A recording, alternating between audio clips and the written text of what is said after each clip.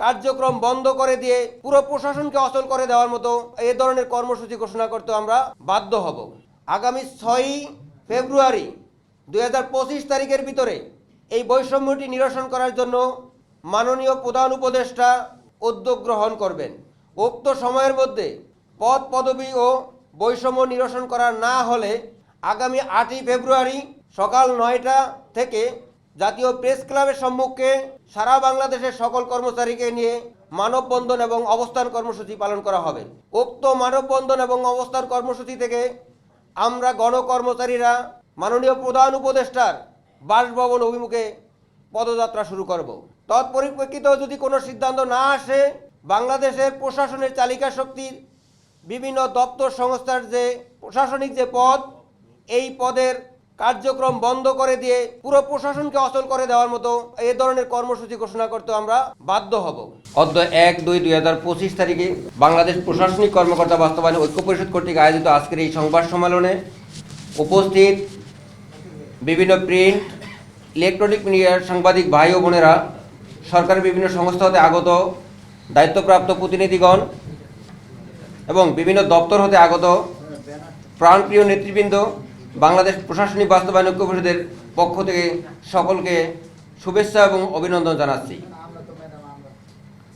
আমরা স্মরণ করছি 1952 সালের ভাষা আন্দোলনের বীর শহীদদের, যাদের ত্যাগের বিনিময়ে আমরা পেয়েছি প্রাণের মাতৃভাষা বাংলা।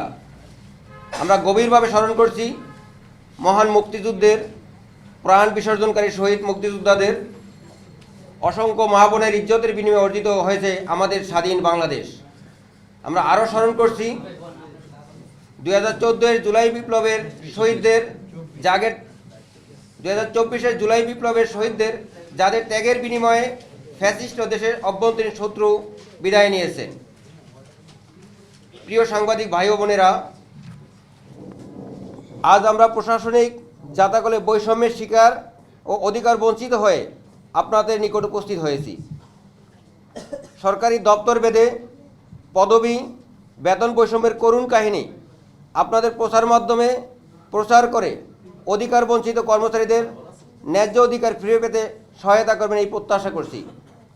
বৈষম্যের বিরুদ্ধে যুদ্ধ করে আমরা স্বাধীনতা অর্জন করেছি আজ থেকে প্রায় 55 বছর, কিন্তু প্রজাতন্ত্রের কর্মচারীবৃন্দ আজও পদবি ও বেতন গ্রেডের বৈষম্যের শিকার। একই যোগ্যতা, বেতন স্কেল, পদবি ও কর্মপরিধি নিয়ে প্রজাতন্ত্রের সকল দপ্তরের প্রধান সহকারী, উচ্চমান সহকারী ও সহকারী এবং সমমানের পদের সৃষ্টি হয়েছে। তৎকালীন সরকার 1995 সালের এক নির্বাহী আদেশের মাধ্যমে শুধুমাত্র বাংলাদেশ সচিবালয়ের প্রধান সহকারী, উচ্চমান সহকারী ও সমপর্যায়ের কিছু পদকে পরিবর্তন করে প্রশাসনিক কর্মকর্তা পদে পরিবর্তন এবং একই সাথে তাদের বেতন গ্রেড 10ম গ্রেডে উন্নীত করা হয়েছে। প্রিয় সাংবাদিক ভাই বোনেরা, তার পরবর্তী সময়ে বাংলাদেশ পাবলিক সার্ভিস কমিশন, বিশ্ববিদ্যালয় মঞ্জুরি commission, Bangladesh supreme court, Bangladesh কৃষি উন্নয়ন কর্পোরেশন সহ অন্যান্য অসংখ্য দপ্তরের এই একই শিরোনামের পদবি পরিবর্তন করে প্রশাসনিক কর্মকর্তা এবং বেতন গ্রেড উন্নীত করা হয়েছে। এই ধারাবাহিক পদবি পরিবর্তনের মাধ্যমে গণকর্মচারীদের মাধ্যমে ব্যাপক ধরনের পদবি বৈষম্যের সৃষ্টি হয়েছে, যা বাংলাদেশ সংবিধানের 27 এবং 29 নম্বর অনুচ্ছেদের সরাসরি লঙ্ঘন। গত 29 বছর যাবৎ এই বৈষম্যটি বিরাজমান। বৈষম্যের বিরুদ্ধে আন্দোলন করে জুলাই বিপ্লবের উদ্ভব হয়েছে। বৈষম্যের বিরুদ্ধে আন্দোলন করতে নেমে শত শত ছাত্র জনতা জীবন দিয়েছেন। হাজার হাজার ছাত্র জনতা পঙ্গু হয়ে অসহায় জীবন ধারণ করছেন।